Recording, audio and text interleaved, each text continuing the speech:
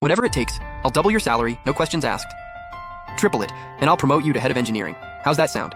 He was coming at me with money and titles. Classic move, only move he's ever known. He figured everyone was just like him. It's always about the money. I let the corner of my mouth curl up. Mr. Zhao, you really think I'm hurting for cash? I threw it right back at him. That stopped him cold, again. Because honestly, if money was all I cared about, I would have jumped ship years ago. 10 years. With my skill set, I had companies lining up to poach me, so why did I stay? Stability, a sense of belonging, a genuine love for the work, and he torched all of that with his own hands. Now he wants to buy it back with cash? Yeah, dream on. Mr. Zhao, I'm tired. I need a few days off. I wasn't giving him any room to hope.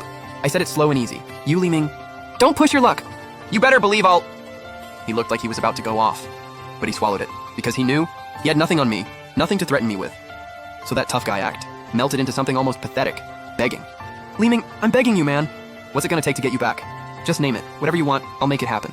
I heard the desperation in his voice, and honestly, it felt good, disturbingly good. This is what you get for treating me like dirt. All those years, I didn't give him another word. I just hung up. Instant peace and quiet. I looked out the window. Perfect sunny day. Mr. Zhao, this is just the beginning. Begging over the phone, that's cheap. I want you to show up at my door in person, and bring that ego of yours all the way down to the ground. That respect you owe me, I want it back 10 times over. Called it. Mr. Zhao couldn't hold out 24 hours. Next morning, I was still dead asleep, when a frantic knocking jolted me awake. I took my sweet time getting up, washing up, even fried myself an egg. The knocking outside went from urgent to timid to barely there. I opened the door, 3 people standing there. Mr. Zhao front and center. That slicked back hair of his a mess. His fancy suit all wrinkled up, like he'd been wearing it all night. His face was plastered with this over-the-top smile, fake as it gets. But those dark circles? Dead giveaway. Dude hadn't slept. Behind him, Xiaozhang, the new college hire, and old Lu, the shop floor supervisor. Xiaozhang had his head down, wouldn't look at me.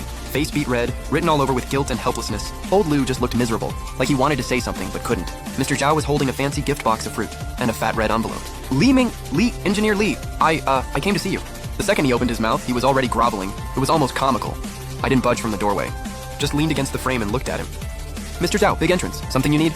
Flat voice, zero warmth, like I was talking to a stranger. His smile flickered for a second, then snapped back. He shoved the stuff toward me. Engineer Li, just a little something. It's nothing really. I was wrong before, I was an idiot. For the sake of the hundreds of workers at the plant, people who need their jobs, need to eat, please come back. Playing the sympathy card now, I looked at that box of imported cherries in his hands, and that absurdly thick red envelope, and all I could think was, are you serious? Where was all this before? I didn't take it, just said calmly, Mr. Zhao, I recall you saying the plant could run without anyone. It's only been a few days, what happened? I handed his own words right back to him. His face cycled through red, white, then green. Quite the show. Sweat broke out on his forehead just like that. Engineer Li, come on, don't mess with me. That was all garbage, I was out of line, I owe you an apology. And then he actually started to bow. I stepped aside. I wasn't about to accept that, and I sure didn't want it. Come in. I let them inside. The place was tiny. 3 people in here made it feel even more cramped. I poured 3 glasses of plain water, then sat across from them on a little stool, just staring, silent, watching them squirm. The silence got real awkward, real fast. Finally, Mr. Zhao cracked first. He cleared his throat and launched into his performance. First, he laid out how bad things were at the plant. Breach of contract penalties in the millions, bank breathing down his neck, suppliers demanding payment, workers losing it. He was selling it hard, like the whole operation was 1 second from collapse. Then came the pitch. Li Ming, just say the word.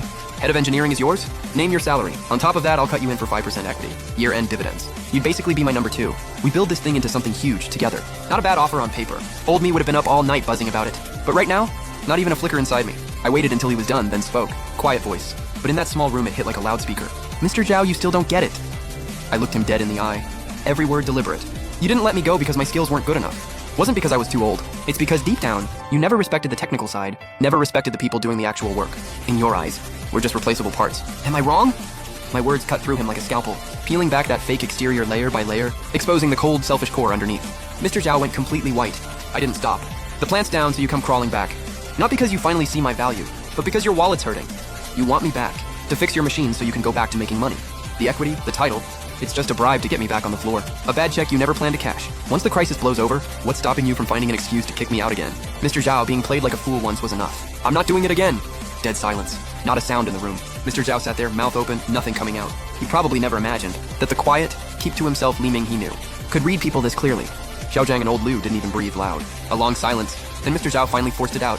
Voice wrecked. Then, what do you want? I smiled. You want me back? Fine. I held up one finger. First, I don't want some fancy title. I want full control over all technical decisions, equipment purchases, and staffing on the tech side. Tech matters at this plant. I call the shots. You stay out of it, Mr. Zhao. His pupils locked up.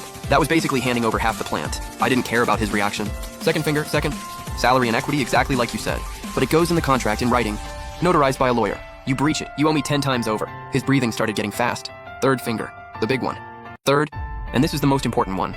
I've been here 10 years. Every technical improvement I've made, every schematic, every program, patented or not, the IP belongs to me personally.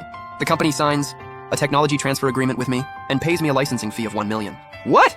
He shot up like he'd been stung. Practically flew out of his chair. $1 million? Li Ming, who do you think you are? He jabbed his finger at me, that rage flipping right back on. I stared him down ice cold. Mr. Zhao, how much are you losing every day you're shut down? How much are those breach penalties costing you? $1 million sounds like a lot? This is today's price. Every day you hesitate, I'm adding a zero to the end of that number. You can say no. Keep trying with your college kids, or some outside expert, I really don't care. Door's right there, don't let me keep you. I gestured toward the exit. Mr. Zhao's face went full purple. His chest was heaving. Eyes locked on me. That look said he wanted to eat me alive, but he didn't dare make a move. He knew. He had no choice. Every minute he stayed here. The plant bled more money? Fine, deal. He pushed it through his teeth. But I need time to pull the money together. Sure, I said, I'll give you 3 days. 3 days. Show up with the contract and the cash. Cash, physical bills. Mr. Zhao gave me one long, hard look, eyes full of resentment and disbelief. Then he turned around and shuffled out with his crew. Watching them walk away like that, I didn't feel any kind of victory. Just cold and still inside. Mr. Zhao, you think this is over? Not even close. The game just started. I gave you 3 days, not so you could gather the money, but so you could hit rock bottom. Mr. Zhao went back, but he wasn't done fighting. That ego, that paranoia of his. There was no way he'd just let me strong-arm him like that. He had finance scrambling to get the money. While he made his last desperate move, he called in every favor, flew in a so-called expert team at top dollar. From out of town? Supposedly the best automation engineers in the country. He also locked Xiaozhang and the other new grads in the plant with a hard deadline. Find the problem in 3 days, or you're all fired. I found all this out from old Wang, texting me on the down low. Every message dripping with anxiety. Little Li, aren't you pushing this a little too far? Mr. Zhao holds grudges like you wouldn't believe. If he gets someone else to fix those machines, he's coming for you. I read old Wang's messages and just texted back, Uncle Wang, relax, nobody else in the world can fix those machines. Nobody. Not arrogance, just facts. The core control systems in those machines had been wrapped in a custom encryption algorithm I built from scratch, like a safe that only I have the key to. Anyone who tried to force their way in, the only outcome was triggering a self-destruct, wiping the entire system for good. Sure enough, day one, the expert team toured the floor, looked at those dead machines, shook their heads, and said they couldn't do anything. Packed up and left. On their way out, they took Mr. Zhao's 100K diagnostic deposit with them. Mr. Zhao rage smashed his brand new T-set right there in the office. Day two, bad news from Xiaozhang's side. They tried force editing a piece of low-level code, and it directly caused the main control chip in one of the core machines to fry. Forget fixing it. That machine was worth hundreds of thousands, and it was now a pile of scrap metal. Xiaozhang broke down crying on the spot. When Mr. Zhao got the news, he didn't even have the energy to yell anymore, just sat alone in his office all afternoon, chain smoking. The whole plant was buried under a cloud of despair. Supplier cutoff notices were flooding in like snowfall. Legal letters from major clients started arriving officially, demanding massive breach of contract payments. The bank loan manager was calling 8 times a day, tone shifting from polite to flat-out impatient. When you're down, everyone piles on. Mr. Zhao was finally getting a taste of how cold the world can be. Meanwhile, I was living my best life those 3 days. I even had the bandwidth to stroll through the nearby park, watching folks do their morning dances and play chess. Away from that place full of politics and grind, even the air felt cleaner. Day 3 afternoon. Deadline was almost up. My phone rang right on time. Mr. Zhao, this time, every last trace of that arrogance and defiance, gone. Just pure exhaustion and despair. Li Ming, the money's ready. The contract, I had the lawyer drafted up. Can you come in now? His voice had a barely there tremble to it, like a man going under, grabbing at the last thing he could reach. I didn't answer right away. Sat with the silence a few seconds, then calmly dropped one more question on him.